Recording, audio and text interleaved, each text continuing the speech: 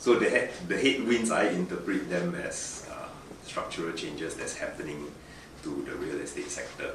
And examples of such structural changes would be the trend towards, for example, co-working space, the trend of the Airbnb and sharing type of economy.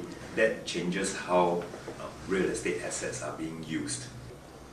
In summary, my concerns about the headwinds on the property side, we are concerned that new trends such as co-working space, co-living space, the sharing economy would actually reduce the overall demand for real estate that's within the real estate sector. And Singapore itself, real estate plus other sectors, we are seeing a seismic shift in terms of what may disrupt our economy in areas where we used to be global leaders, or at least Asia Pacific leaders. Now those things are shifting away.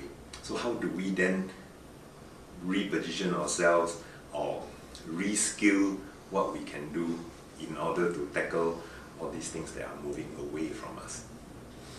Then when we see what's been happening in the last few months, government is promoting fintech, for example, things like blockchain technology. Of course, we have enough manpower with enough schooling and education to be able to participate in some of these new technologies and new ways of doing work.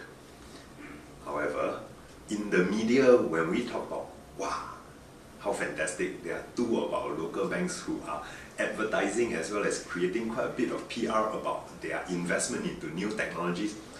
It is good, but whenever I ask a question, in fact, this new technology will benefit customers this way, will benefit the bank this way, how many jobs will actually be lost? Of course, on the press release side, they don't dare to say.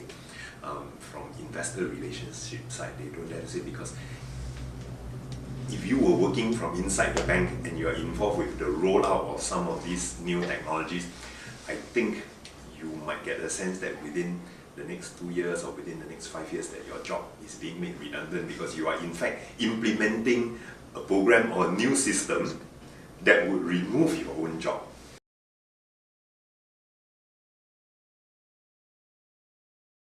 So there are always things that are a lot more difficult to replace with either a machine or with clever, good technology.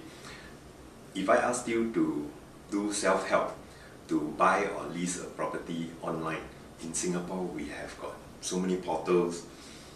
You can make phone calls and you can, in fact, without leaving your office, almost get into a stage of close to contracting with, let's say you want to lease an office space or you want to lease your own private apartment, because you can also view the apartment through 360 or through webcam. Now, the difficulty then arises, and the agents, the property brokers' services are probably not going to be so easily displaced if you are doing cross-border work. Because once it is cross-border work, I asked Sakti to look for himself a 2-bedroom apartment in Ho Chi Minh City to rent. So there's a language barrier maybe, and then when you log into some of the websites from Singapore to look at Ho Chi Minh properties, maybe you are not so familiar with their descriptors. You may not know whether their total number of square meters includes the balcony, includes the corridors. So you would then still need to fall back on the advice of a property agent, someone you can trust. It is not as easy to build trust through a website. And you probably wouldn't swipe your credit card for a $2,000 down payment on an apartment in Ho Chi Minh City without getting some advice from somebody who understands this cross-border type of transactions.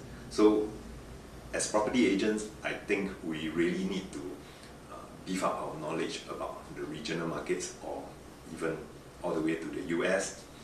We can provide advice cross-border, and also in terms of the breadth. When you cross borders, it's not just about the real estate, it's also maybe about the taxes the legal framework, safety, security, about the environment. So some of this knowledge that we can get, we can bring it in to share with our clients. It's not something that can be so easily replicated by fintech, blockchain, or just e-commerce type of technology.